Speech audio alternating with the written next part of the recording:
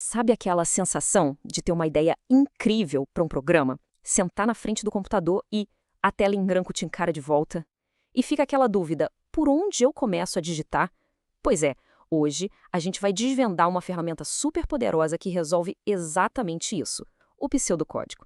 Vamos entender direitinho como esse primeiro passo, que parece simples, pode transformar qualquer ideia num programa que realmente funciona. Para começar, vamos falar de uma coisa que a gente usa todo dia, às vezes sem nem perceber: algoritmos. Um algoritmo, no fundo, é só uma sequência de passos para resolver um problema. E o exemplo de uma receita de bolo é perfeito para isso. Pensa bem, tem instruções claras, uma ordem certinha para seguir e, no final, um resultado específico, que é o bolo pronto. Ok, então se uma receita é um algoritmo, como a gente faz a ponte desse conceito que é tão familiar para a gente para o universo da programação? Como é que se traduz os passos de uma receita para uma linguagem que um computador consiga de fato entender?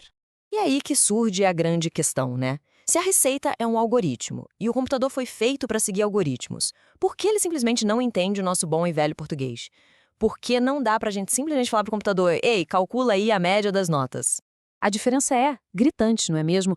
Olha só, à esquerda está a instrução humana. Some os números. Simples, direto. Agora, à direita é o que o computador precisa. Ele exige uma estrutura toda rígida, que a gente declare as variáveis, use comandos específicos para ler os dados, para escrever o resultado. A sintaxe é completamente inflexível. E toda essa rigidez acaba criando o que a gente pode chamar de uma barreira de linguagem. A sintaxe de programação é super poderosa, claro, mas para quem está começando pode ser um baita obstáculo. Um obstáculo que impede a gente de focar no que realmente importa, a lógica para resolver o problema. E é exatamente aí, nesse ponto, que o pseudocódigo entra como a solução perfeita. Pensa nele como se fosse um rascunho, uma descrição informal e super legível dos passos do algoritmo.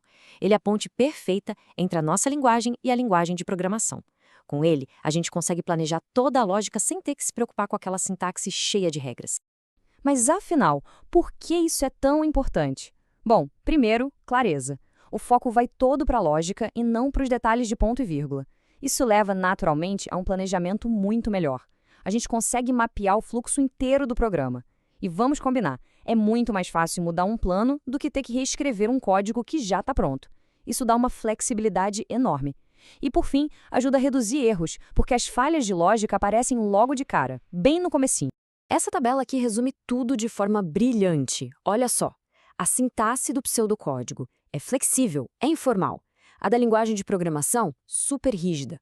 Pseudocódigo não roda no computador, não dá para compilar. Ele foi feito para gente, para seres humanos. O objetivo dele é planejar a lógica. Já código de verdade? Esse sim tem o objetivo de dar instruções diretas para o computador. A diferença principal está no público. Um é para gente, o outro é para máquina. É por isso que uma analogia que eu acho sensacional é pensar no pseudocódigo como se fosse a planta baixa de uma casa. Nenhum arquiteto começa a levantar a parede sem ter um plano super detalhado, certo? Na programação, a lógica é a mesma. Essa é a nossa planta baixa, o nosso plano antes de colocar o primeiro tijolo de código. E o melhor de tudo é que não é nenhum bicho de 7 cabeças. Os comandos são super intuitivos, quase um português bem claro. A gente usa escreva para mostrar algo na tela, leia para pegar uma informação, início e fim algoritmo só marcam o começo e o fim. E o mais legal, temos estruturas como se, então para tomar decisões e o para ou enquanto para criar as repetições. E por falar nessas estruturas, vamos mergulhar um pouquinho numa das mais poderosas: os laços de repetição, os famosos loops. Vamos ver na prática como o pseudocódigo ajuda a gente a planejar uma das tarefas mais comuns que existem em qualquer programa. O desafio é o seguinte: como a gente diz para um computador fazer a mesma coisa várias e várias vezes, digamos 100 vezes, sem precisar escrever o mesmo comando 100 vezes na mão? Seria um trabalho absurdo e nada eficiente. A lógica do laço enquanto ou while resolve isso de um jeito muito elegante. Funciona assim, ó. Primeiro, o programa testa uma condição. Se essa condição for verdadeira, ele executa o bloco de comandos que está ali dentro. Terminou? Ele volta lá para cima e testa a condição de novo. Ele fica nesse ciclo até que uma hora a condição se torne falsa. Aí sim, ele pula fora e continua o resto do programa. E olha só como isso fica na prática. A missão é contar até 10. Primeiro, a gente cria uma variável, o nosso contador, e diz que ele começa valendo 1. A condição do nosso laço é: enquanto o contador for menor ou igual a 10, faça o seguinte. Dentro do laço, a gente manda escrever o valor do contador na tela e o passo mais importante, soma 1 a ele. É isso que garante que uma hora o contador vai passar de 10, a condição vai se tornar falsa e o loop vai parar. Simples, legível e totalmente lógico. Entender a lógica de um loop em pseudocódigo é muito legal. Mas por que isso importa no mundo real, na prática? Vamos dar um passo para trás e enxergar o quadro geral para entender como esse tipo de planejamento é muito mais do que um exercício de faculdade. É uma prática profissional essencial. Numa discussão entre programadores, encontrei uma frase que resume isso perfeitamente. Bom código sempre segue um bom pseudocódigo e planejamento. Isso mostra na lata que a qualidade do plano inicial está diretamente ligada à qualidade do código final.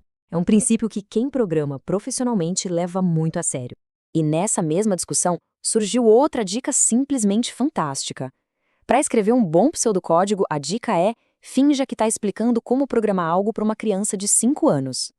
Essa mentalidade obriga a gente a ser super claro, a simplificar ao máximo e a quebrar o problema nos menores passinhos lógicos possíveis. E o ponto central é exatamente este. Planejar com pseudocódigo não é tipo a rodinha da bicicleta para quem está começando, que depois a gente tira e nunca mais usa. Pelo contrário, é uma ferramenta profissional usada por gente muito experiente para criar programas melhores, mais organizados e principalmente mais fáceis de dar manutenção depois. E quando a gente usa essa ferramenta profissional com frequência, a gente chega na verdadeira essência da coisa. O valor do pseudocódigo vai muito além de só planejar um programa. Ele, na verdade, molda o jeito de pensar de um programador. No final das contas, a verdadeira habilidade que se ganha com o pseudocódigo não é só aprender a fazer o esqueleto de um programa. É aprender a olhar para um problema que parece gigante, complexo e saber exatamente como quebrar ele numa série de passos pequenos, lógicos e que dá para resolver um de cada vez. É, no fundo, aprender a pensar de forma estruturada. E isso tudo deixa a gente com uma reflexão final, né? Programar é sobre o que de verdade? É sobre digitar comandos num teclado ou é sobre resolver quebra-cabeças na mente primeiro? Ferramentas como o pseudocódigo mostram pra gente que a verdadeira mágica acontece muito antes da primeira linha de código ser escrita.